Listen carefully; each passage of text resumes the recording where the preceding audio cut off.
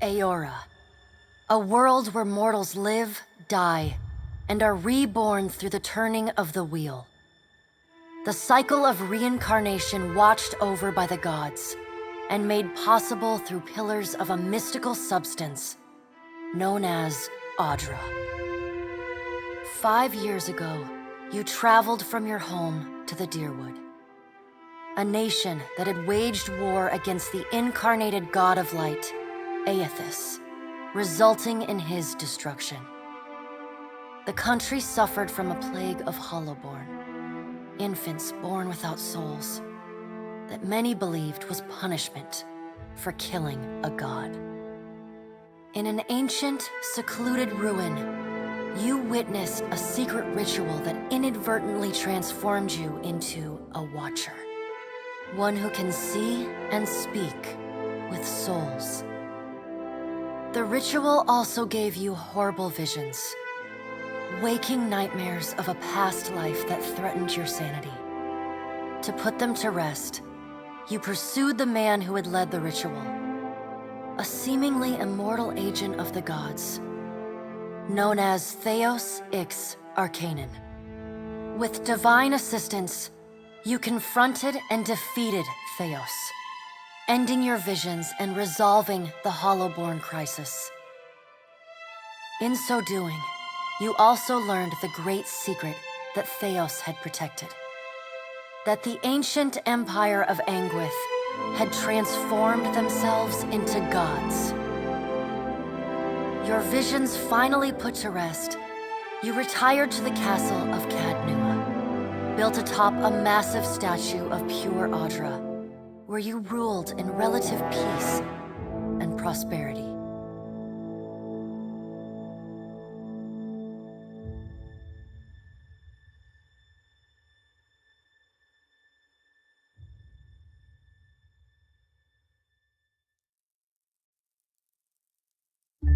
Made a nice story.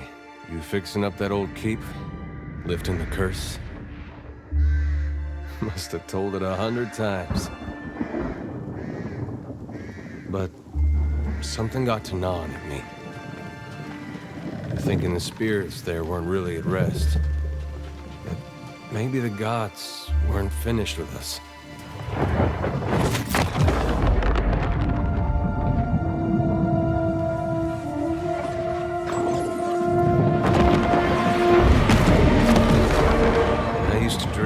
My God came back. He would forgive us.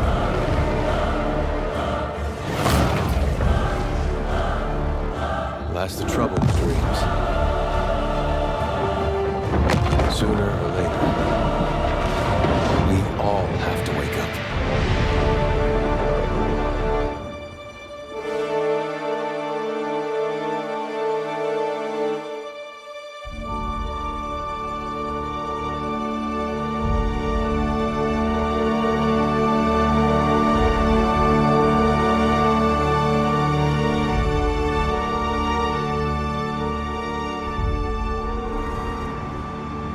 So you wake to a sleepless world, the in-between of life and death.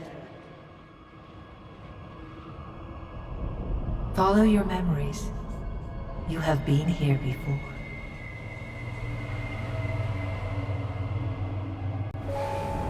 You have seen past the shroud. You are a Watcher now, and a Watcher you will stay. A Watcher sees souls, knows their pasts, and the souls see them back.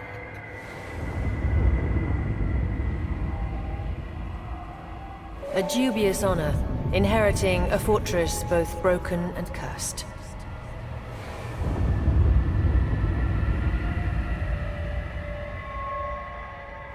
What is a god? A higher power? A rewarder of good deeds and punisher of the wicked?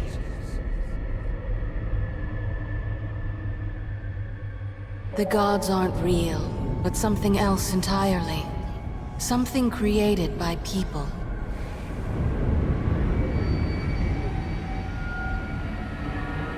And did you ever consider that these were things you were never meant to understand?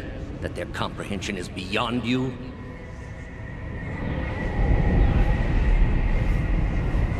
Let the world see. Let them decide what to do. The wheel has turned again, Watcher. Come.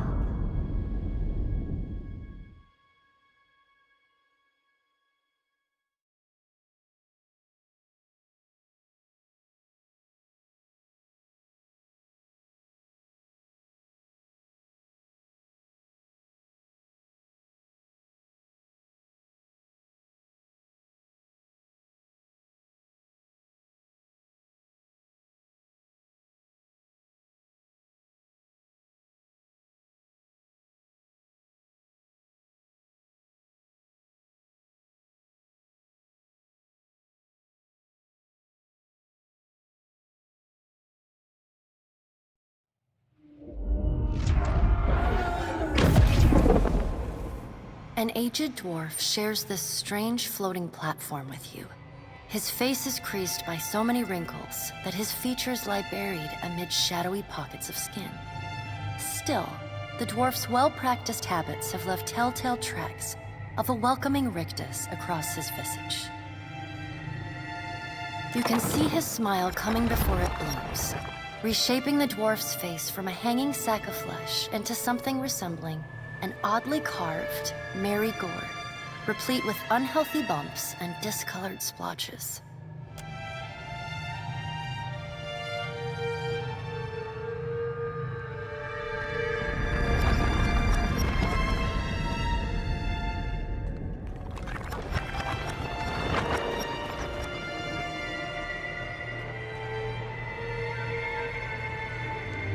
Sit. Please.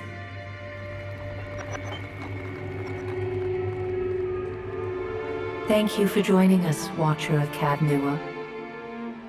The gaunt woman seated at the table is clad in time-worn black armor that seems too massive for her to move in. A pale, slender neck rises from the gorget, topped by a hollow face. The milky skin stretched across it is delicate and translucent, like parchment that has been scraped clean too many times. She is preoccupied with the arrangement of cards on the table between you. With each movement, her armor squeaks and groans as though bearing an incredible weight. She places a final card, gives a nod of satisfaction, and raises her eyes to meet yours. Your brush with the divine has drained you of your powers, fractured your memories. Look upon these cards. They represent the courses of your life. You alone know best how they flowed. Arrange them to fit what you remember.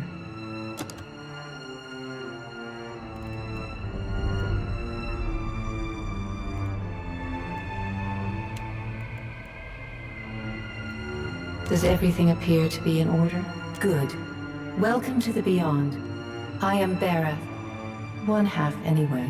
She points a finger in the direction of the dwarf who led you here. Though the movement is slight, her gauntlet squeaks like a rusty hinge. The dwarf's rictus returns as he nods in the woman's direction. Tell me, do you remember when we last met? You came to that tower seeking our aid. You prayed for help in reaching Theos, beyond the Court of Penitence, but would not pledge yourself to me. Still, a pledge unmade stands fairer in this court than a pledge broken. She places a card in the middle of the arrangement. A bell tower with no bell. Her fingertips slowly drag away from the card, faintly creaking as they retreat across the table. You had need of the gods once before. Now it seems we have need of you. The being that occupied Odnua's statue beneath your castle was the dead god, Eothas. Of this we are certain. What we do not know is what his intentions are. Though Eothas stole a large fragment of your soul, you were strong enough to survive the onslaught and enter the in-between. You and he are still connected. He has chosen a body made of living Audra, perfused with the power of thousands of souls, including yours. No. But neither is your body truly alive. Your lungs draw breath, your heart pumps blood, but your flesh is as soulless as a hollowborn. That is, until I return you. She delicately places a card upright on the table. The art depicts souls flowing out of a pillar of Audra.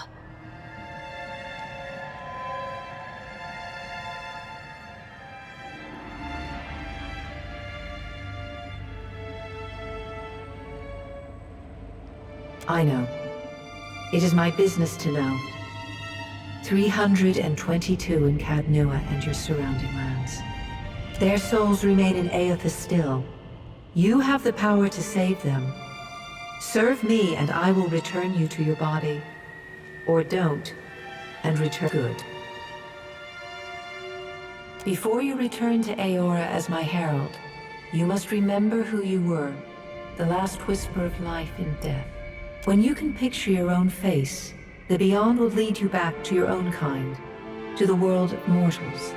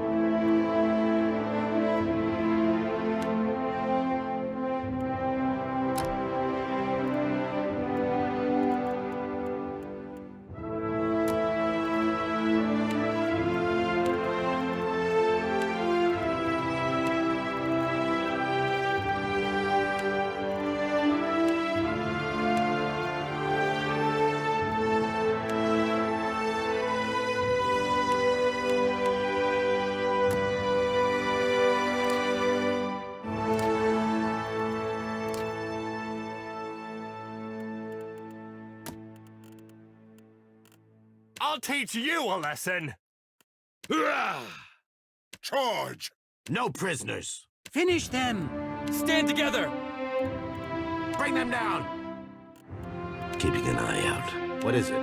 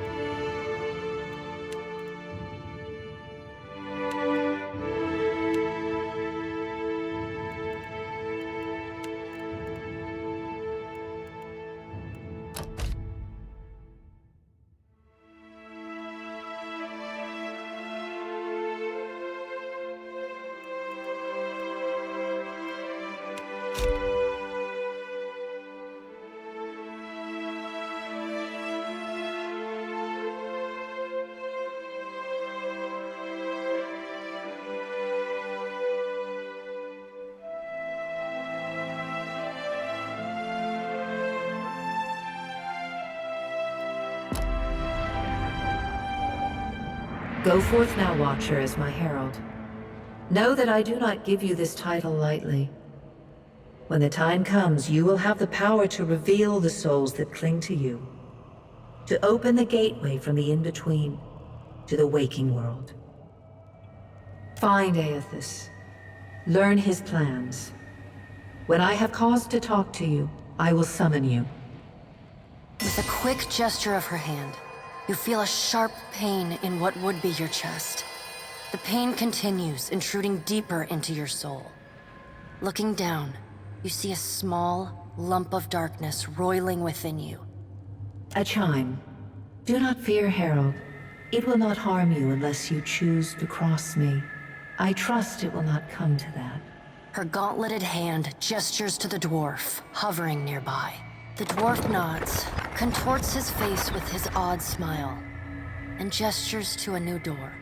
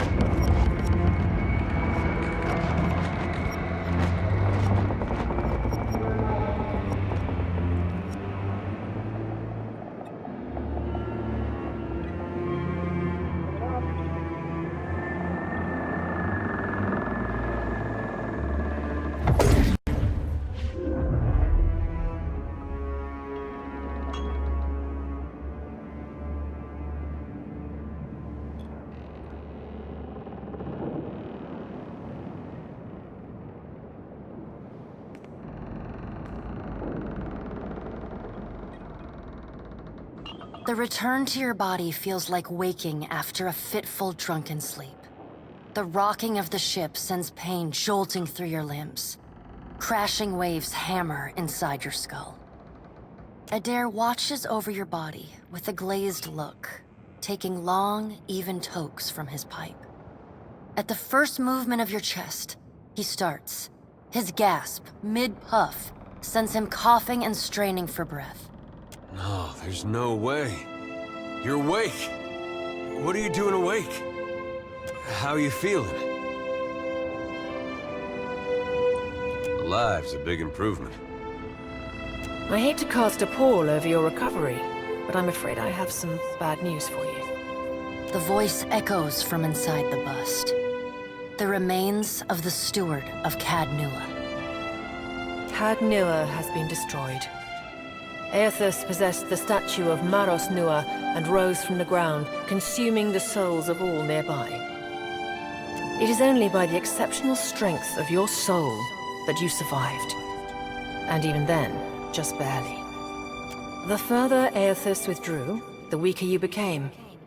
We chartered this ship and followed him to the Deadfire Archipelago. I know not how, but it seems he has retained a piece of your soul, and proximity to it has brought you back. Misfortune's brewing topside. Wait. Magrans fires, the captain stirs. An older man with ale-sour breath rubs his bloodshot eyes and stares at you. Engrim, the smell of drink on your breath could wake the very dead. Now what— Pirates. They're demanding parley with you, Captain.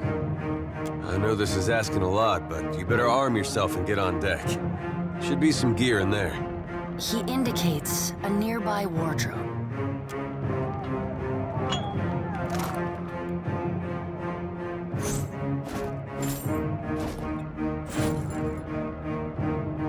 All right, now make some use of it.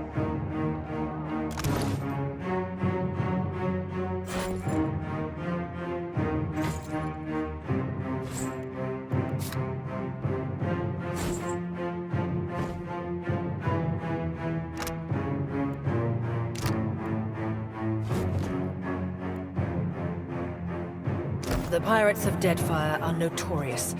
I suggest you deal with them quickly.